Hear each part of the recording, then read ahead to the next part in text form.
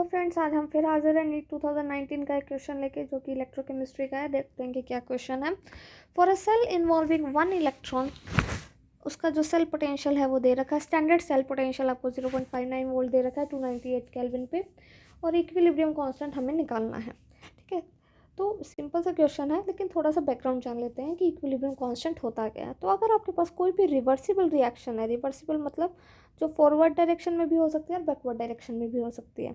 तो इस तरीके की अगर आपके पास कोई रिएक्शन है जो फॉरवर्ड डायरेक्शन में भी हो सकती है और जो बैकवर्ड डायरेक्शन में भी हो सकती है, तो उसमें क्या होता है कि जो अब प्रोडक्ट कैसे बनेगा, आपको प्रोडक्ट कैसे मिलेगा।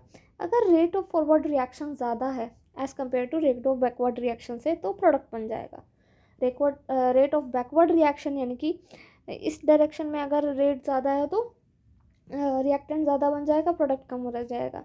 लेकिन अगर दोनों का रेट इक्वल है तो एक टाइम पे क्या होगा, जितना प्रोडक्ट बनना था वो बन गया। अब उससे जैसे ही ज़्यादा बनेगा वो फिर रिएक्टेंट के साइड में खींचा चलाएगा।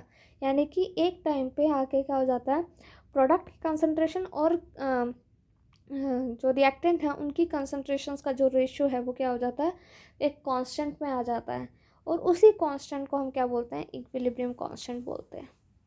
ओके, इक्विलिब्रियम कांस्टेंट क्या है, जब आपका जो रेशियो है, ratio of product concentration to the reactant concentration, reactant concentration जो है आपके पास, जब ये कांस्टेंट हो जाता है तो उसको हम इक्विलिब्रियम कांस्टेंट बोलते हैं। अब इक्विलिब्रियम कब अटेन होता है, जब रेट ऑफ फॉरवर्ड रिएक्शन जो है बैकवर्ड रिएक्शन के इक्वल हो। होता क्या है कि हमको ऐसा लगता है कि रिएक्शन ना इक्विलिब्रियम पे आके रुक गई है, पर ऐसा नहीं होता है, क्योंकि दोनों के रेट्स इक्वल होते हैं। इसलिए वो आपस में बदलते तो रहते हैं, रिएक्टेंट प्रोडक्ट में बदलता रहेगा, प्रोडक्ट रिएक्टेंट में बदलता रहेगा, लेकिन हमको कभी पता नहीं लगेगा कि कुछ सही में बदल रहा है या ये रुकी हुई है। इसका रीज़न यही है क्योंकि दोनों के रेट्स क्या हैं, इक्वल हैं। जैसे एक सिंपल सा एग्जांपल है कि अगर आप एक ग्लास में बहुत ज़्यादा चीनी डिज़ोल्व कर देते हो, एक सर्टेन टाइम के बाद चीनी जो है वो डिज़ोल्व होना बंद कर देती है। हमको ऐसा लगता है कि चीनी डिज़ोल्व नहीं हो रही है, शुगर डिज़ोल्व नहीं हो रही है पानी में, पर ऐसा नहीं होता। शुगर एक्चुअली डिज़ोल्व होती है, पर जितना अमाउंट शुगर डिज़ोल्व हो रहा है उतना ही अमाउंट वो दोबारा से क्रिस्टलाइज हो जाता है। इसलिए जो रेट ऑफ डिज़ोल्विंग है और रेट ऑफ क्रिस्टलाइजेशन है इक्विलिब्रियम पे क्या आ जाता है, इक्वल हो जाता है। ओके, तो रेट ऑफ फॉरवर्ड रिएक्शन किसके इक्वल होगा, रेट लो लगाएंगे हम, concentration of products, sorry rate of forward reaction जो है वो किसकी कंसंट्रेशन के ऊपर डिपेंड करेगा, रिएक्टेंट्स की कंसंट्रेशन। जितनी ज़्यादा रिएक्टेंट की कंसंट्रेशन होगी उतना ज़्यादा वो प्रोडक्ट में क्या होंगे, कन्वर्ट होंगे। और रेट ऑफ बैकवर्ड रिएक्शन किसके ऊपर डिपेंड करेगा, कंसंट्रेशन ऑफ प्रोडक्ट्स, क्योंकि जब हम बैकवर्ड आ रहे हैं तो उनके लिए ये रिएक्टेंट्स हैं, और जब हम फॉरवर्ड जा रहे हैं तो उनके लिए ये रिएक्टेंट्स हैं। और जो रिएक्शन है वो तो रिएक्टेंट की कंसंट्रेशन के ऊपर डिपेंड करेगी ना, है ना। जितना ज़्यादा रिएक्टेंट होगा उतना ही ज़्यादा वो कन्वर्ट होना चाहेगा। अब KF/KR को एक साइड ले लेते हैं, सॉरी KB को एक साइड ले लेते हैं, and that would be equal to this, right. और ये क्या आपका इक्विलिब्रियम कांस्टेंट है। Okay, that is your equilibrium constant.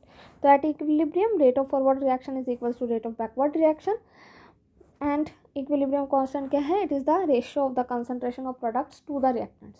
अब मेन क्वेश्चन ये है कि हम ये इक्विलिब्रियम कांस्टेंट EMF से कैसे निकालें, इलेक्ट्रोमोटिव फोर्स से कैसे निकालें। तो अगर आपको नर्स्ट इक्वेशन याद है तो नर्स्ट इक्वेशन क्या होती है कि सेल की जो EMF है वो किसके इक्वल होती है, standard EMF minus 2.303 RT by NF log of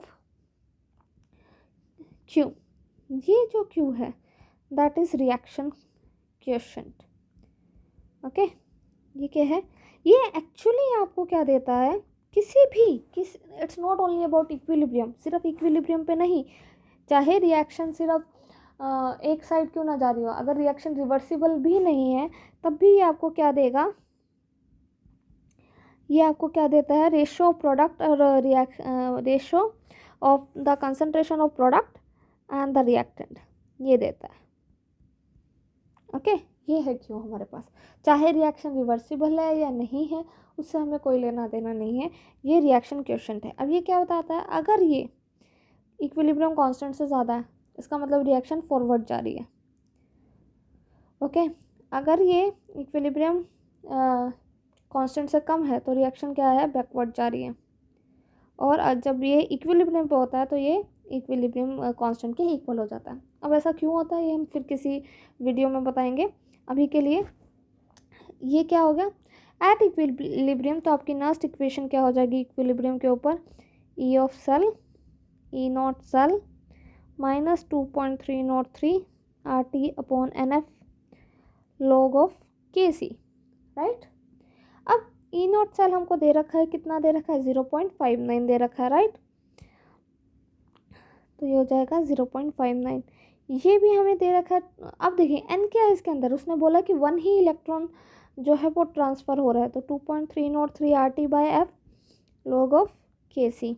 अब ये 2.30 आर टी बाई एफ तो हमको दे ही रखा है, क्या दे रखा है 0.059, राइट, ये दे रखा है ना। तो यहाँ पे हम लिख देंगे 0.59 माइनस 0.059 लॉग ऑफ के सी। अब देखो ईएमएफ क्या होती है, इलेक्ट्रोमोटिव फोर्स, राइट, जिसके कारण क्या होता है पोटेंशियल डिफरेंस आपके पास जनरेट होता है और उसके अंदर से चार्ज ट्रांसफ़र होता है, राइट। अब इक्विलिब्रियम है, इक्विलिब्रियम पे जो ईएमएफ होती है सेल की वो क्या हो जाती है, there is no potential difference at equilibrium, right. Equilibrium के ऊपर कोई पोटेंशियल डिफरेंस नहीं होता है, तो ये ज़ीरो के इक्वल हो जाएगा, ठीक है। तो 0.059 लॉग के सी किसके इक्वल आ जाएगा, 0.59 के इक्वल आ जाएगा। तो लॉग ऑफ के सी किसके इक्वल आ जाएगा, 0.59 डिवाइडेड बाय 0.059, है ना। और ये किसके इक्वल आ जाएगा, 10 के इक्वल आ जाएगा, राइट, इट्स जस्ट 10। तो अब ये है लॉग है तो ये आ जाएगा 10 raise to power 10, right. So K सी क्या हो जाए, हमने क्या ले लिया, दोनों साइड एंटी लॉग ले लिया। ये इस लॉग का मतलब होता है कि इसका बेस जो है वो क्या है, 10 है, ये 10 की बेस पे काम करता है। जैसे कोई भी लॉगरिथमिक इस तरीके से काम करता है, मान लीजिए 2 की पावर क्यूब क्या है 8 है, तो आप ऐसे लिखेंगे log of 8 to the base 2 is 3। तो ये लॉग एक्चुअली इस एक्सपोनेंट के बारे में बताता है। तो अगर मान लो मेरे पास ये इक्वेशन है तो मैं क्या कहूँगी कि ये जो बेस है इसकी पावर जब ये होगी तो 8 बनेगा। यहाँ पे भी यही है, राइट। इसको मैं अगर ऐसे लिखूँ तो ये हो जाएगा log टू द बेस 10 के सी। ये जो बेस है अगर इसकी पावर ये होगी तो ये के सी हो जाएगा, यही लिखा मैंने, right. So K C is equals to 1 10 raise to power 10। So the correct option is third. So third आपका क्या है, करेक्ट ऑप्शन है। ये एक्चुअली ये जो है ये पावर्स में एंड में हमको बस अभी ये थोड़ा सा टेक्स्ट जो है वो सही से लिखा नहीं हुआ, तो the correct option is 1 × 10 raise to power 10, okay. So ऐसे ही और वीडियोज़ के लिए चैनल को लाइक करें, सब्सक्राइब करें, शेयर करना बिल्कुल मत भूलें, बेल आइकन ज़रूर दबा दीजिएगा। और अगर आपको कोई भी डाउट है, कोई भी क्वेश्चन आपको पूछना है तो उसे कमेंट सेक्शन में ज़रूर लिखिएगा। Till then bye bye, thank you, take care.